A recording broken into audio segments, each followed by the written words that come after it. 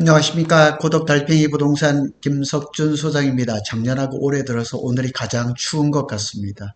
밖에 점심 먹으러 갔는데 하여튼 물이 있는 데는 다 얼었습니다.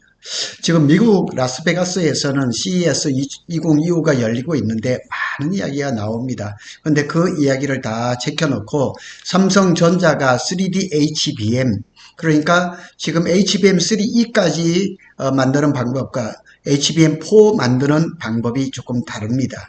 거기에 이제 칩넷 플랫폼이 최적화됐다. 좀 어려운 말입니다. 제가 다 이해는 하지는 못했지만 조금 이해를 했습니다. 그 얘기를 삼성전자에 관계된 일이라서 말씀을 전해드리겠습니다. 먼저 세스 2025에서 젠슨 황이 했던 얘기를 좀 한번 살펴보겠습니다.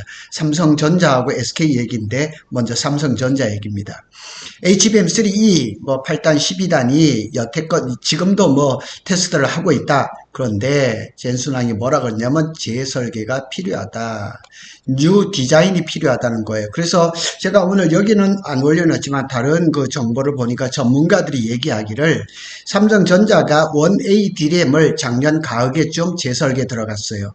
왜냐하면 HBM3E를 8단 12단을 엔비디아하고 퀄티스트를 하다 보니까 이게 자꾸 안 맞아요. 그래서 회로도를 재설계를 한다 이런 얘기가 나왔거든요. 근데 그 전문가 얘기로는 어떤 얘기냐면은 재설계가 언제 정확히 시작한 날짜는 모르지만은 재설계가 시작했다 그러면 대략 1년 정도의 시간이 필요하다는 거죠. 그래서 젠슨왕이 성공할 것을 확신한다. 성공하겠죠. 근데 이거는 립서비스입니다. 이거 말 믿으면 안 됩니다. 근데 제가 어제도 말씀드렸지만 엔비디아가 사용한 첫 HBM 메모리는 삼성 것으로 만들었다. 이렇게 얘기를 했거든요. 그리고 삼성은 훌륭한 기업이고 곧 회복할 것이다. 삼성은 그 메모리를 성공시킬 것이고 의심할 여지가 없고 그들은 회복할 시간, 리커버 이렇게 얘기를 하는데 이거 다 립서비스입니다. 이 믿으면 안 됩니다. 그런데 아주 재밌는 현상, 얘기가 또 하나가 있습니다. 여기 이제 지포스 RTX 50 시리즈의 5070, 5090 그건데 처음에는 마이크론에 GDDR7이 탑재된다고 얘기를 했었거든요. 제가 그 영어 연설도 들었거든요. 그런데 마이크론의 그래픽 D램 GDDR7이 장착됐다는 발표를 정정하고 삼성전자가 초도 물량을 공급한다고 밝혔어요. 그럼 이건 아닌가요? 이건 아닌가요? 근데 제가 알기로는 마이크론에 GDDR7이 들어간다고 알고 있거든요. 그러면 마이크론의 물량이 적으니까 결국은 RTX 50 시리즈를 많이 팔아먹으려면 결국 물량 깡패인 삼성기에 들어가야 되겠죠. 그래서 이거는 이제 정정이 됐습니다. 정정돼서 삼성전자가 포스트 밴더인지 그건 모르겠지만은 하여튼 들어갑니다. 그리고 이제 최태원 회장이 젠슨 왕을 만났는데 SK의 인공지능 반도체 개발 속도가 엔비디아의 요구 수준을 뛰어넘고 있다. 그러니까 엔비디아에서 GPU 개발하는 속도와 그 로드맵보다는 SK가 한 발을 앞서고 있다는 거죠. 그래서 개발 속도의 역전 현상이 일어나기 시작했다. 이런 얘기가 많이 나오고 있습니다. 이제 세스에 대해서는 젠슨 왕의 삼성전자라든가 SK에 대한 얘기들을 쭉 했어요. 그리고 나머지 것들은 우리 사실 관심은 별로 없어요.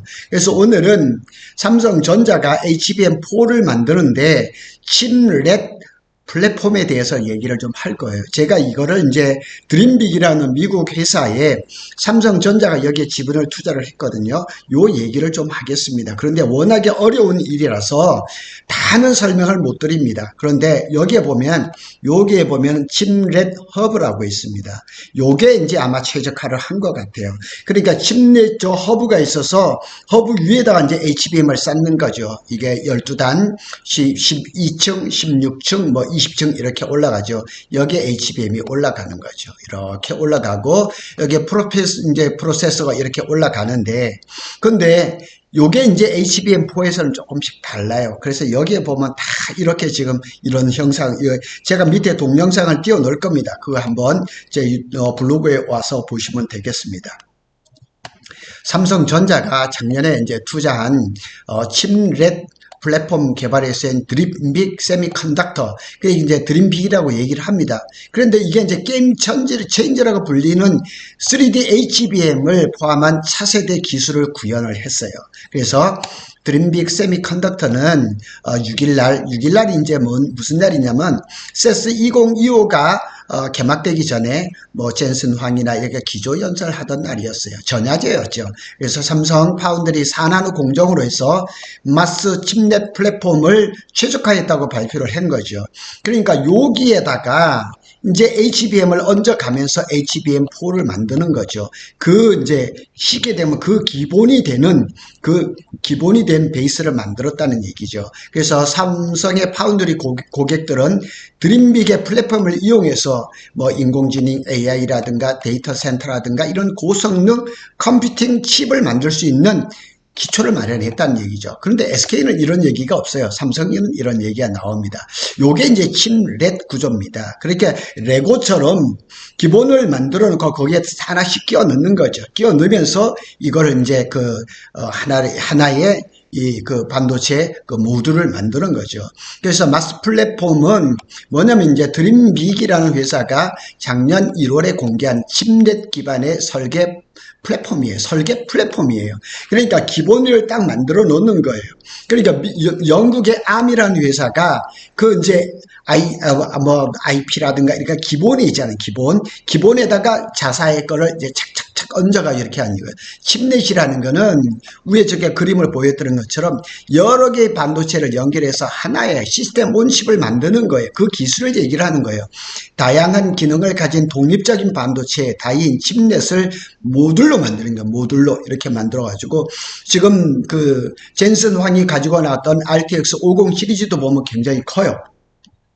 이런 거는 여러 반도체가 조합이 돼서 레고를 만들어서 조합을 하는 것처럼 이런 걸 얘기를 하는 거예요. 그래서 밑에 한번 그림을 다시 보겠습니다. 이거는 삼성에서 나온 그림인데 3D 이제 AI 그에 대한 얘기예요. 이제 여기에 이제 3D HBM이라고 하는 거예요. 그래서 기존에는 2.5D에서는 이렇게 만들죠. 이제 여기가 인터포즈가 올라가고 여기에 이제 베이스 다이가 있고 여기에 이제 HBM이 올라가고 GPU, CPU는 옆에 붙여 병렬로 붙죠. 그런데 이게 3D에서는 여기에 들어가고 그 다음에 여기 HBM이 가고 여기 이제 베이스 다이, 버퍼 다이가 올라가는 이런 개념인 거죠. 그래서 여기 보면은 사이즈는 2.5D에서 3D로 갔을 때는 대략 절반 정도 줄어들고 그 다음에 이제 밴드위드 그 용량이죠. 용량은 2.5D보다는 3D가 뭐 거의 10배 정도로 이제 커지고, 그 다음에 이제 파워도 이렇게 좀, 전력도 이제 한 60% 정도로 다운이 되고, 이런 굉장히 좋은 것을 발표를 한 거죠. 그래서 이런 기본을 삼성은 이미 가지고 있었는데 그 플랫폼을 만든 거죠. 그래서 전에도 여러 번 말씀을 드렸지만은 가장 눈에 띄는 특징은 3D HBM과 통합이 됐다는 거죠. 그래서 기존에는 HBM을 이런 식으로 만드는데 GPU를 이렇게 만들죠. 그런데 여기에 이제 여기 베이스 다이가 들어가고 HBM이 올라가는 거죠. 그래서 이게 직렬이 되는 거죠. 이런 거를 이제 3D HBM이라고 HBM4부터는 이렇게 나오는 거죠.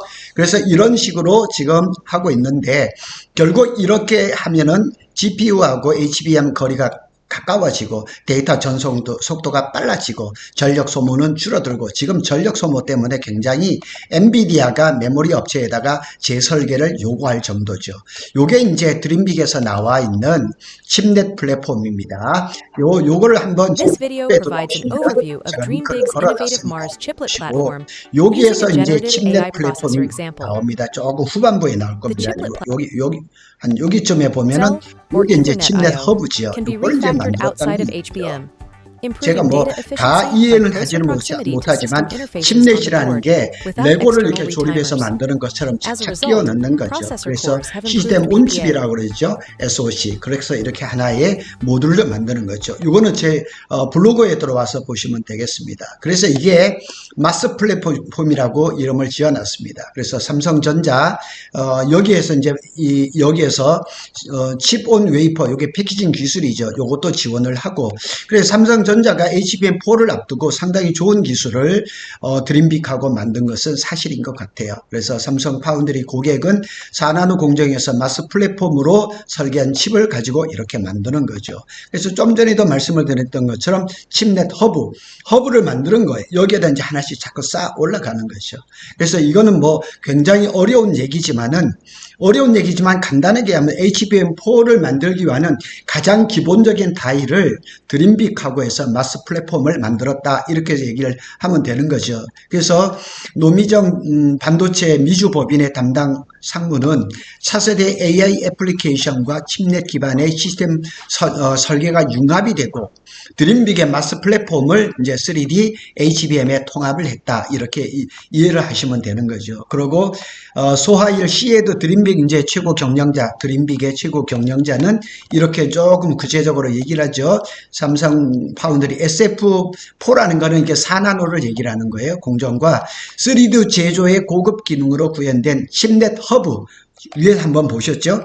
칩넷의 기본 다이를 만드는 거예요. 그래서 3D HBM을 만들 수 있는 가장 기본되는 것을 지금 통합한 플랫폼을 만들었다는 거죠.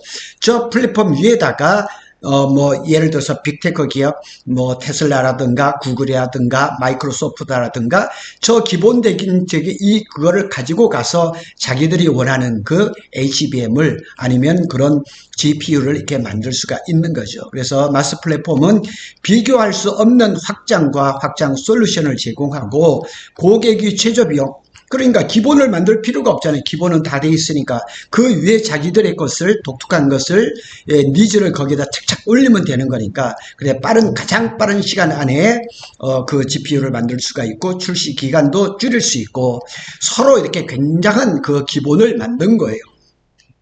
그러니까 삼성전자가 지금까지 HBM에서 HBM3E의 8단, 12단을 지금 콜 통과를 못하고 있지만 사실은 삼성전자의 입장에서 8단이나 12단 HBM3E의 엔비디아의 콜을 통과한다 할지라도 큰 의미는 없습니다. 통과했다는 그 의미밖에 없지 영업으로 해서 돈을 번다 이런 의미는 별로 없습니다. 그러면 삼성전자의 눈은 어디 가 있느냐? HBM4에 가 있는 거죠. 그래서 이 칩넷 허브를 만들고 그 다음에 이 드림빅하고 이게 3D HBM의 이 마스터 이제 플랫폼을 만들었다는 이 의미가 굉장히 중요한 거죠. 그래서 이 HBM3E보다는 HBM4에 한 발짝 더 가까이 가 있다는 그런 객관적인 것을 얘기를 하는 거죠. 그리고 이제 미국에서는 지금 자꾸 이제 고객 맞춤형, 주문형 HBM 이런 걸 얘기를 하는데 오늘 여기에 그림이 나와 있는 것처럼 이런 기본 구조를 만들어 놨으니까 뭐 구글이 원하는 것, 그 다음에 마이크로소프트라든가 테슬라가 원하는 것을 여기에 하나씩 끼워 넣는 거죠. 끼워 넣으면서 완전한 그 이제 반도체 모듈을 만들어 가는 거죠. 그리고 시간과 비용과 뭐 여러 가지를 전략할 수 있는 가장 기본적인 베이스를 만들었다는 큰 의미가 있는 것입니다.